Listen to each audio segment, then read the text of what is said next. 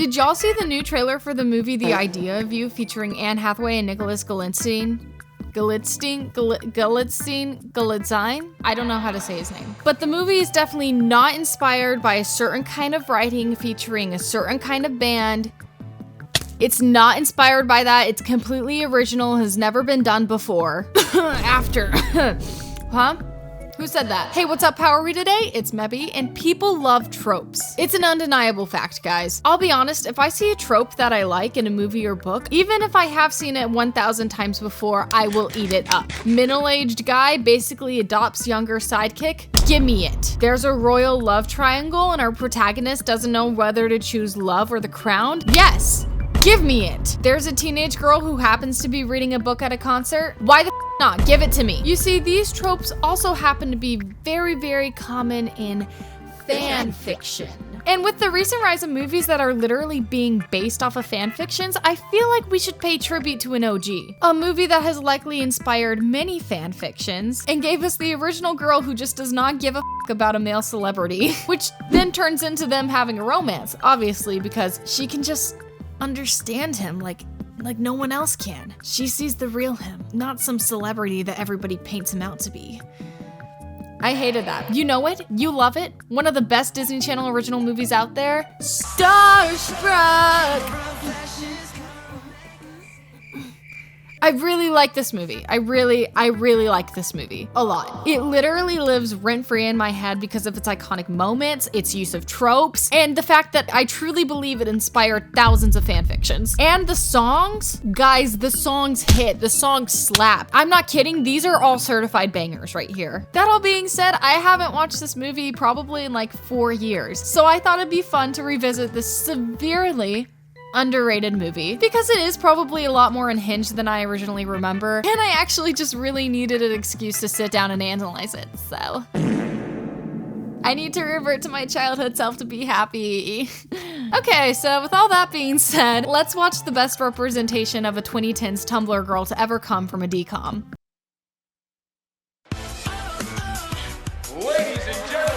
Remember how I just said the songs in this movie go hard? Well, the movie literally lets you know that from the very first second. So we open to one of our primary characters, Christopher Wilde, playing at the Staples Center in LA. Christopher Wilde is a famous pop star, if you can't already tell, and is basically the new upcoming celebrity that teenagers around the country are going crazy for. Also, now that I'm saying Christopher Wilde out loud, it is reminding me of a certain fox, and I think I'm just going to be imagining him as a furry throughout the rest of the movie, which is not how I was expecting this would go. So he's performing and people are going crazy, except for these guys. They seem confused. They thought it was Nick Wilde performing, not Christopher Wilde. They're like, oh, where's the furry? I was expecting a silly little fox. I thought we were finally gonna find out what the fox says. Okay, yeah, that was really stupid. I'm sorry. Anyway, he's performing. Okay. Yeah, he seems really into it. And then it transitions to him being on the TV of an upper middle class home. I just love Christopher Wilde. Oh, okay, yeah, this was made in 2010, if you can't tell. Here's your reminder, little trigger warning right here, you're gonna be seeing outfits like this. I apologize. And here we are introduced to Jessica, another one of our main characters. The girl watching Christopher Wilde on the TV is her older sister, Sarah, and she's an annoying bitch throughout this movie. Jessica immediately establishes that she does not like Christopher Wilde by standing in front of the TV and blocking Sarah's view of him. Jessica! Oh, I'm sorry, Sarah. Am I blocking your view of what's his name? So yeah, the trope is starting right here. We're getting right into it. Their parents walk in and they're like, guys, pack your bags for a trip we're going on tomorrow. And yes, that is the mom from Dog with a Blog. No further questions, please. Just try to ignore it, because I couldn't. So it's revealed that they're flying to LA to be with their grandma, which just so happens to be where Christopher Wilde lives. And then Sarah says this. What if he picks me up at the airport? Now, girl, I love being a little delulu sometimes, I really do. The problem with this is that I think she actually believes in her delusions. And you know, that causes quite a few problems throughout the movie. And also probably causes some problems with her mental health, I'm concerned. I'm an original member of his fan club. I follow his minute-by-minute blog posts, and I text him every day. And I'm also concerned for Christopher Wilde's safety. How the did you get his phone number? And this scene continues with Jessica and Sarah bickering about how they do and don't like Christopher Wilde and how you don't know them and they do know them. And honestly, this movie is so good at portraying the toxic relationship between stans and celebrities and the fact that stans think they know celebrities and the parasocial relationships that can be formed from that and how harmful that is to the celebrity's mental health and also the stans' mental health and how it prohibits people from actually forming relationships and respecting people's privacy. I'm definitely not doing research on that at the moment or anything. Who would do that? You don't know him. But I do. I know everything about him. Okay, yeah. Yeah, I'm very concerned for Christopher's safety here. Keep this girl away from him. I know where he works, eats, shops, surfs, and parties. Hey, okay, time to get lit. Ba, ba, ba. Here we are introduced to Stubby, Christopher Wilde's best friend, and Alexis, his girlfriend. Oh no, I thought this was a rom-com. How is he gonna get with Jessica if he already has a girlfriend? The answer to that is that he just does not care. The answer to that is that he cheats. Who cares? It's a rom-com. And if you're wondering if Stubby and Alexis get along, Hi, sweetie. Stubby? no, they hate each other. Holy shit. And Alexis is immediately painted as like a narcissistic clout chaser, but at the same time, Christopher immediately does this. Wait until you see what I'm wearing tomorrow. Tomorrow? Tomorrow? My birthday? Baby, you promised you were gonna sing. Like, I'm so sorry, but if you're my partner and you forgot my birthday, which you promised to show up at, yeah, I'd be a little upset too. Then, Alexis called the paparazzi to their little hangout tonight so she could grab pictures of her and Christopher Wilde. Actually, take it back. She deserved to have her birthday forgotten. That's a bitchy thing to do. And even though he's being swarmed, Christopher decides to like play it chill and smile and put on his little fake face. But then the paparazzi get a little touchy and get too close and overwhelm him. And so he's like, hey, back up, get away. And then they snap a shot of him not looking too happy. I hope this doesn't come to bite us in the butt. But who knows now, because we've immediately transitioned into Jessica's high school. You're not invited. Everybody's invited, Sarah. It's an all-school dance. The operative word being dance. Embarrassing. Holy shit, Jessica, please just get a new sister. Then they pull out their scrapbook of Christopher Wilde because they didn't have Instagram or TikTok to save photos and edits of him. So I guess they had to do this, which nowadays just seems a lot more creepy. Well, we've mapped out his every move for the past 18 months. I know when and where he's likely to be every second of every day. Yeah, a lot more creepy. Holy shit. Basically, Sarah is determined to meet this man. And if I were Jessica, I would honestly be calling the police right now because she's a stalker. And now we're back at Christopher Wilde's house where we learned that his parents are his managers. That's problematic. And now that I'm thinking about it, Christopher Wilde has a lot more traumas and stressors than I remember because I don't remember him being this messed up. Also, his house is covered in his face, which is odd. And I really want to know if that was his or his parents' decision. So at Christopher's house, they're having a meeting with a movie producer or director or casting director. I don't really know. And considering I'm majoring in film, I feel like I should know. But it seems like he's gonna offer Chris a role in his new movie. Great, yay, that's good. Thank you, sir. I mean, coming from you, this would be such an honor to work with someone like... But my people don't necessarily agree with me. See, all they see is a spoiled punk who likes to tangle with the paparazzi. Rats. If you're being swarmed and that makes you scared and anxious as like a 17-year-old, womp womp, get over it, spoiled punk. Also, I'm pretty sure the magazine photoshopped that image because I'm like 100% sure he did not look that angry. He's like baring his teeth, showing his wild side. His Nick Wilde side. So the movie person is like, look, I'm still gonna fight for you. I want you in this movie, but like stay out of the paparazzi, stay at home if you have to. Don't do anything that's gonna, draw attention to you. Great, easy peasy, that'll be fine, I'm sure. And now we cut to the girls waiting in the parking lot of an LA car rental place, which, it's totally safe for two young teenage girls to be alone in a random parking lot in a city they don't know. Safe? Yeah, totally. Okay, whatever. And here Sarah finds out that she can't rent or drive a rental car until she's 25 years old. You must be at least 25 years old to drive or rent a car from Los Angeles Car Rental. What? Which, fun fact, is how I found out at 6 years old watching this movie, and this scene literally lives rent-free in my head because whenever I think of a rental car, I think of how I'm not allowed to get one until I'm 25 because of this movie. Well, not because of this movie, just because this movie taught me that. You know what I'm talking about. But it's okay because their grandma has a car they can borrow. You can take her for a spin if you want to. Just gave her a tune-up. And you know what? Okay, that car is iconic. They are not allowed to complain. I would love to drive around in a pink car. Also, I think the grandma and her neighbor have like a thing going on, and the mom's reaction is extremely valid. She's like, oh, okay, T. She runs like a top. She runs like a what? Girl, that does not look like a top. Okay, yeah, I'm gonna stop. I am gonna stop. A super ugly top you'd never want to be seen in. What? Okay, Sarah, that is wild. You cannot say that. Next, we cut to Sarah, seemingly upset on the phone. Sarah, out. That is literally the stupidest way to end a phone call, and I will be doing that from now on. Thank you. The IRS is filing lawsuit against you. Mebby out. Stupid IRS. Anyway, Sarah's upset because she found out that Christopher is supposed to be singing at Alexis's birthday party and she needs an excuse to go. She convinces Jessica to go with her because if the younger sister wants to do something, that automatically makes it okay, which is accurate. This is a very accurate portrayal of how sibling relationships work. So she convinces Jessica to go with her by telling her that if she goes with her, she will shut up about Christopher Wilde for the rest of her life, which I would take that deal too because Sarah, you are annoying as f. But wait, I thought Christopher Wilde wasn't supposed to be seen by the paparazzi. What is he gonna do? Show up in the shittiest disguise you have ever seen. Yes, I will put a hood on my head and no one will know it was me. Perfect. Stubby lets him into the back of the club after getting Sarah off of him, which, Sarah, you're crazy and why doesn't this guy have security? So Chris gets on stage to perform and all I'm saying is thank God social media wasn't as mainstream because I know for a fact Pop Bass would have been all over this on Twitter. Okay, she would have been live tweeting this event. Also, yes, we do get another song and also, yes, it does go hard.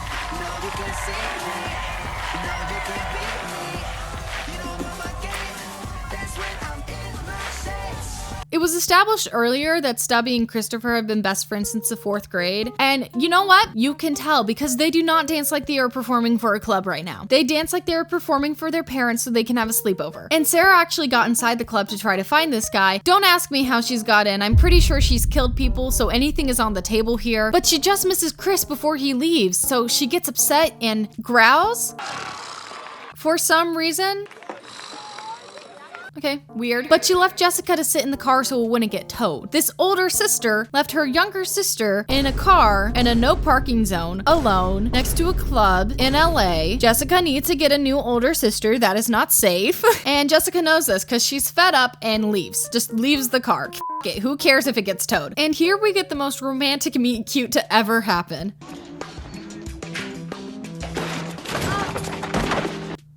Holy shit, I think he killed her. I think she's dead. Look at how she fell. Rats, hopefully that doesn't get caught by the paparazzi. So Jessica probably has a concussion, right? But the only thing that clues Christopher into this is the fact that she didn't want tickets to a stupid concert. So yeah, maybe he needs to be humbled a bit. What happened? Help now, questions later. Okay, just get her in the car. Okay, I get that she has a concussion, but never go to a random alley alone and then allow yourself to be guided into a car by 2 random rich strangers. Don't do that. What is your name? Jessica? Oh, well, it's nice to meet you, Jessica. Oh, I can think of nicer ways. This man met this girl 5 seconds ago, gave her a concussion, and is already making goo-goo eyes at her. I'm scared. But you know what? It's okay. She gets them back by throwing up on Stubby's shoes, which I'm pretty sure are not that big of a loss. I'm sure those shoes were not the most stylish thing to come out of 2010. I don't think anything was the most stylish thing to come out of 2010. And then they split up. Stubby goes to take care of Sarah, make sure she gets home safe, and Christopher takes Jessica to the hospital where the doctor says she doesn't have a concussion. Yay! But how come I threw up? Well, the doctor has a great explanation for that. Maybe it was something you ate, or maybe it was a reaction to meeting that doofus. Yeah, okay, sure. You gonna answer that? Okay, I'm sorry, side note, but I think Christopher is just stupid because why the wasn't he answering his phone? I don't think there's like a thought going on behind those big scary blue eyes. We should really get him some brown contacts, I think. Mom? What? Who? Where? Now? Yes, right now. And turns out the big producer is at his house, so he needs to hurry back and act like he was there the whole time. But double there's paparazzi swarming the hospital, which I'm pretty sure is a severe invasion of privacy. They shouldn't be allowed to do that. So in order to evade them, he trades his fancy car for the doctor's car and sneaks back to his place. Which, is that car illegal? Are you sure this is safe? Pretty sure. Yeah, I don't think it is. While they're driving this car, they're getting into a bit of an argument, a bit of a spiffy, if you will, which is valid because Jessica is literally kind of being kidnapped. And at this point, you're probably thinking, how are they gonna develop romantic feelings for each other? And you know what? Yeah, I think that's valid because they seem like they hate each other. So they get to his house and yeah, someone really needs to work on his interior decorating skills. Stop putting giant ass pictures of yourself everywhere, especially that one. I don't like that one. It makes me uncomfortable. And then Christopher sneaks Jessica into his guest room so none of the paparazzi like see them or ask any questions because that would be really bad for him. And then yay, another song. Let's go. I've said it once, I'll say it again. Christopher Wilde only puts out bangers.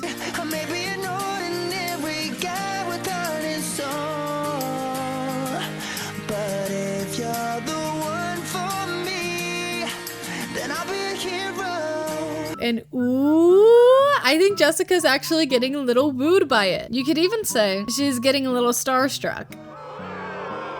Yay, like the title of the movie. And you know what? Me too, girl. Even if a guy kidnapped me, gave me a concussion, drove me through the streets of LA when I had no clue where I was going, I would forgive him too if he started singing a little romantic song on an acoustic guitar, which is probably a me problem.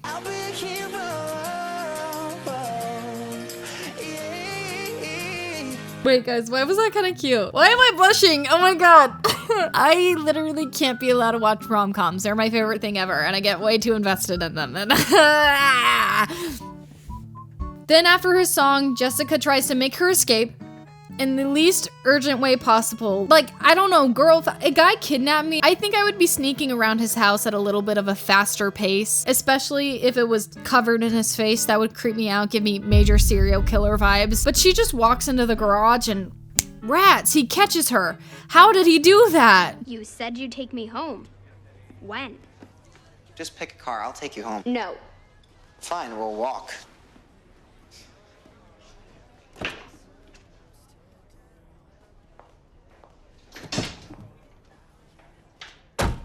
What's the purpose of that? So after Jessica and Christopher bicker a bit more for literally no reason, he offered to drive her home. He drives her back to Hollywood where her grandma lives, where, the paparazzi start to follow him. Which, by the way, that is creepy as hell. Jessica is currently in the process of getting unkidnapped. I don't think she needs to be kidnapped during that process. While in the car, she comes out as not a Christopher Wilde stan, which for some reason, breaks his heart. And she claims she still likes his music. She's just not obsessed with him. But for some reason, she still acts like a full-on auntie. Tell me this girl does not have Christopher Wilde stands DNI in her Twitter bio. Tell me that doesn't exist. Because it does. And after that slightly awkward interaction, they finally get home. Look, I just want to say I'm sorry. Noted. Are we done now? Yeah, I guess we're done. Good. Bye. Okay. Girl, please calm down. I get that you don't love him or anything, but chill. But I guess it's good for Christopher's mental health to finally be leaving the mean comments that Jessica keeps hurling at him. But oh no, the paparazzi's searching for him. So he decides to stay the night in his car while parked at Jessica's grandma's house. And while they're getting him ready for bed, he asks for a little disguise to wear in the morning when he's trying to get away. And then we get our first little romantic moment between them. Well, That was my grandpa's hat. He used to wear it when he took me fishing. oh wow, I'm sorry. Here, No, you keep it. It looks kind of good on you. thanks. This literally feels like watching fan fiction. It's fantastic. No, I'm cool. Yeah. So cool you're sleeping in your car. Jessica. Stop doing that. Yeah, oh my god, stop doing that. That's weird. That's creepy as hell. I take it back. What the f***? But again, this is literally fan fiction, and scenes like this remind me of that. Boom! Next day, he's gone. Yay, time to go to the beach. Also, the paparazzi is only a little sus about the night before, so I'm sure everything will be fine, right? And just in case you were wondering, they decide to go to Malibu Beach because that's where Christopher Wilde surfs. Duh. Today's the day. I can feel it. He's here somewhere. I doubt that. Sarah's starting to genuinely creep me out. She's acting like she can smell this man. Like she's the predator and he is her prey. I don't know if she forgot, but I think the roles are reversed. This guy's literally a fox who lives in Zootopia. I wonder what his eyes look like. Blue. Really blue. We've lost her, guys. We've lost her. God, I told you we should have bought him brown eye contacts for his blue-eyed stare. Then Jessica sees a certain man in a certain fishing hat, in a certain fishing hat, and then decides to f with him. Because why not? That is literally the only thing you can do in this situation. I would do the same thing. Would you put some sunscreen on my back?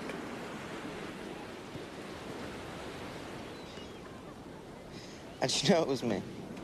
The hat? Does kind of smell like fish. No, I'm pretty sure that's you. Jessica! That is a crazy thing to say to him. Okay, if she told that joke today, that would be the funniest thing in the world to say to this man. But why is he at the beach? Glad you asked. Turns out he tried to get home, but there are swarms of paparazzi outside of his home, so he needs to get home in a car that they won't recognize. Do you see where this is going? He kind of has a reputation for trying to steal cars. Christopher? Meet Petunia. Get out, get out. Uh-oh, paparazzi, gotta hide. Okay, do you guys really think that disguise is gonna work? Like,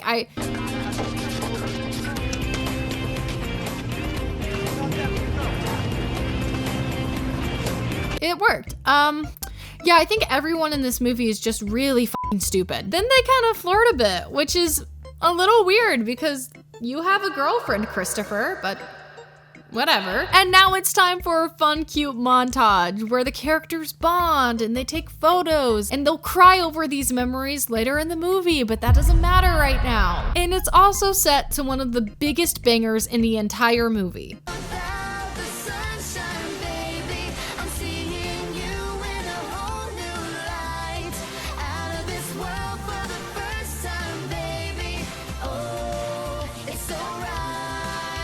Also, how the f does no one recognize him? OMG. Like, we're acting like a hat and glasses change everything about you. That is not how this works. You are not Perry the Platypus. This is me stealing from a bank.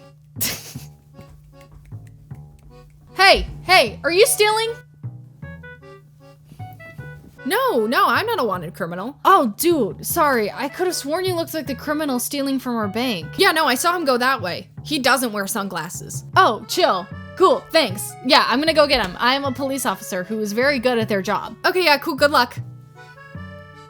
They never knew it was me. And you know what? This montage is cute and all, but this is literally a date. Like, this is a date. This man is actively cheating on his girlfriend. What a perfect day. Yeah, besides him actively cheating on his girlfriend and you guys running away from the paparazzi, perfect day. Nothing could go wrong. Not anymore. Well, shit. Anyway, they try to evade the paparazzi by turning onto this random dirt road that Jessica told Christopher to take. And then they start fighting because it's like the wrong direction. And then they can't move because all of a sudden they're in like a mud pile quicksand thing. And they escape it, but Petunia the car f***ing dies. Like she just sinks in there. So, you know, that's not good. I'm sure your grandma would be pissed at you. But also, karma's a bitch. Seriously, Christopher, did you not listen to Jojo Siwa? Thou shalt not lie. And now all the bonding we just had is ruined because they're pissed at each other, rightfully so. But quickly we cut back to the beach where Sarah is convinced that she's committing Grand Theft Auto because they swapped keys and now she has access to Christopher Wilde's car. But honestly, I don't think she really minds that much because she has killed people before. I am pretty sure, fairly certain. But who cares about that? Because we immediately cut to our main characters having a bit of a big kid fight. And honestly, Jessica kind of humbles him and gives him like a slap in the face with reality. Your life isn't real. You park in no parking zones. You never have to wait in line. You buy anything you want anytime. Your house is like a hotel. You have so many people working for you. And I'll bet you don't even know their names. She kind of ate him up there. Okay, slay Jessica. And yet Christopher is still trying to flirt and carry a conversation, so I don't know if it really worked. Well, all right, well, what if I told you something about me that no one else knew? You collect your toenails in a peanut butter jar? Okay, weird thing to say, Jessica. Is there something you want to share with the class? Because I feel like you fantasized about that before. But it's fine because it sounds like we're about to get some sort of cute, intimate confession from this guy, but then... From the first day I met you, I just... Oh! Christopher! I can't swim. He tries to drown her. Then they actually have a normal conversation for once where Christopher opens up about not wanting to let anyone down and having to do everything. And Jess actually listens and opens up to him instead of being a bitch to him, which is a nice change, honestly. Maybe I don't understand. What? Your life. I mean, it's so different from mine. Everything you do and say is so big and public. Not everything. Right now, or with you, I feel like I can just be myself. Guys, I'm blushing. Like, this is so cute. Unfortunately, you are cheating on your girlfriend, so maybe just like give her a call and just end it real quick, Christopher, honestly. But it's so cute, guys. They're like, oh. Anyways, eventually they decide to leave, and oh my god, guys, they're holding hands. They're holding hands. You were cheating on your girlfriend, but it is so cute. You were holding hands. And we cut to Stubby at Christopher's house, about to eat a massive f***ing sandwich. Holy shit, that is so huge. But all of a sudden, Sarah walks in. Stubby? Oh, whoa. Sarah? What are you doing here? Oh, that's not good. Yeah, if I were you, I would also be concerned about the deranged stalker that seems to have broken into my best friend's house and stolen his car. But who cares? Back to the beach, because somehow they found out how to walk all the way back there after gallivanting around Hollywood for the day. Don't ask me how. Look, I had a really great time today. Me too. You were so different from any other girl I've ever known. There it is, guys. Yeah, we can pack it up. Great movie. He said the line. We're good. We're good. Okay, bye. This is a fan fiction. I swear to God, this is a fan fiction. They're walking, talking, holding hands, cheating on his girlfriend. It's so sweet. Do you, really think I'm bossy? Yes. No. No, don't encourage her. She's bossy as hell. She's so annoying. Oh, and now they're about to kiss. Great. And then he immediately breaks things up with her. This is happening so quick. Look, if we go down there, if we get photographed together, it'll get crazy. And I won't get this movie deal. Why does it have to get crazy? Because I'm Christopher Wilde. You're just an ordinary girl. Oh my God, he's actually a d. Okay, girl, yeah, run away. Get as far away from him as possible. So he proceeds to be a bit of a d because he doesn't want them getting swarmed by paparazzi or like changing her life or anything, which I get both sides of their stories, but he's being like so rude and mean about it. Like you were about to kiss her 5 seconds ago. This tone has done a complete 180 on us. And like now they just never want to see each other again and pretend they don't know each other exists. But at least we get another banging song, so it was worth it.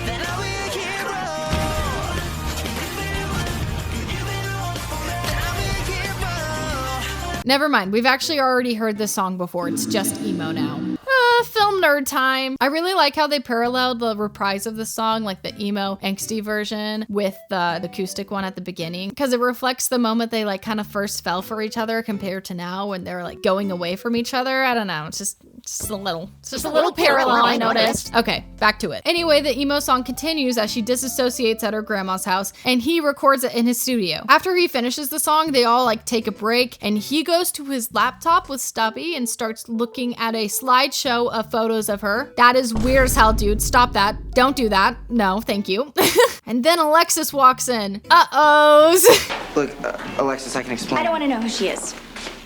Is she an actress? Is she more famous than me? No. No, she's not an actress. She's not famous at all. And honestly, she does not seem that upset about him cheating on her. He is just not going to learn his lesson, but okay, whatever. I have a date with Zach. I have to go. Whoa, are you breaking up with me? Yes, you f***ing cheated on her and admitted it. It'd be weird if she wasn't breaking up with you. Honestly, she's kind of slaying. Get you a guy who remembers your own birthday. That's good for you. And then we cut to a scene of Jessica leaving her grandma's house and like she's kind of like saying goodbye to her grandma, but I think her grandma like knows. And how about you, Jessie? You gonna be all right? Oh, sweetheart, I know it hurts right now. But things are not always what they seem in the moment.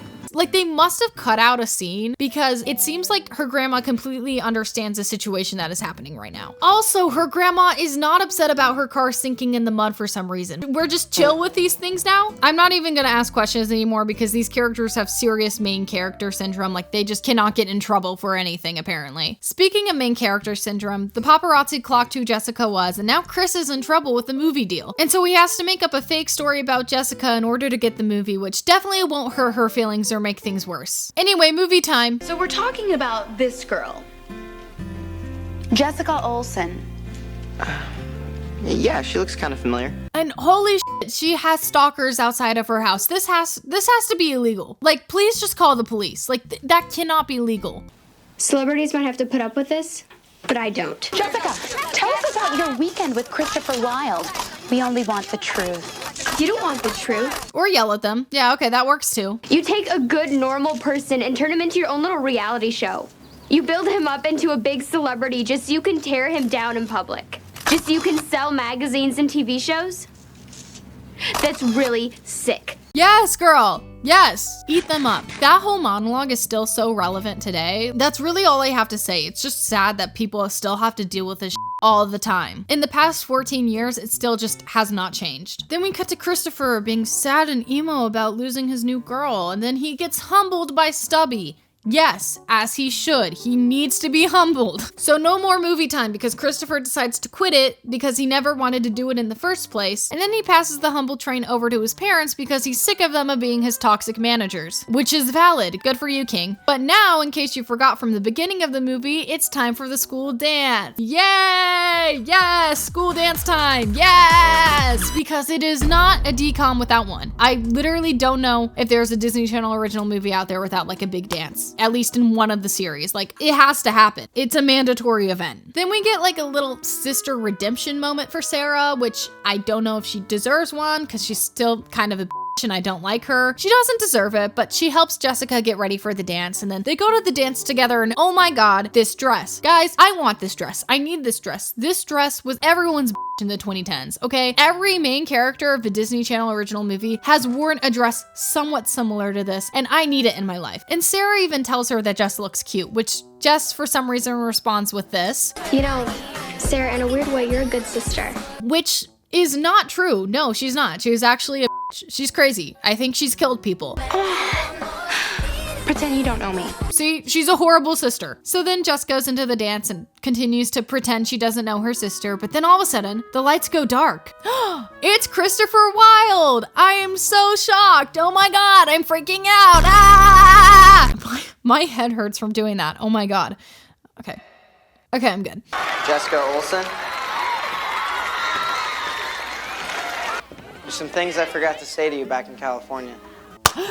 Yes! Oh my god, these tropes are so good, guys. Like, I literally, it's so bad, but it's so perfect at the same time. And then he sings a love song to her. He was a massive but that's okay. I would forgive him too because he has pretty blue eyes and I am dumb. But Jessica's not dumb because she immediately calls him out on his BS, which is great. Like, I love her. Like, she's just... Why is the paparazzi here? Whatever, it's okay because Christopher finally takes this opportunity to confess that he actually does know Jessica and that he likes her a lot. Anyway, Jess forgives him and it's so cute, and he drops this iconic moment right here. Go away. Now. Get the f out of here. Seriously, like, get out. Leave us alone. And then they put on these f glasses, dance, and don't kiss? They don't kiss? What the fuck? I thought they kissed. I could have sworn they kissed. I swear to God they kissed. Like, the movie ends and they didn't kiss. Okay, well, you know what? In my mind, they kiss, and that's how the movie ends, the end. And that was the iconic movie Starstruck. It is genuinely such a good movie to me. Like, yes, the tropes are bad. Yes, the tone switches like 180 a million times, and the characters are low-key kind of inconsistent. But you know what? I don't care. I love it. And there's a reason that this movie lives rent-free in my head. I am sure it is inspired like 1,000 fan fictions. I am convinced. She is the original it girl trope. And also, the songs are banging. The songs go so hard. Anyways, if you haven't already seen this movie by yourself, I encourage you to go watch it. It's on YouTube. It's on Disney Plus. Go watch it. It hits so hard. And I hope you guys enjoyed this little commentary video on it. And if you guys did enjoy the video, please feel free to let me know in the comments below. Hit a little like, hit a little subscribe. If you haven't already, please subscribe. It helps me a lot, and I will love you for it. I won't actually kiss you. That's a little weird, but I'll like you a lot. Anyway, I hope you guys are having a good day, and I love you. Okay, bye.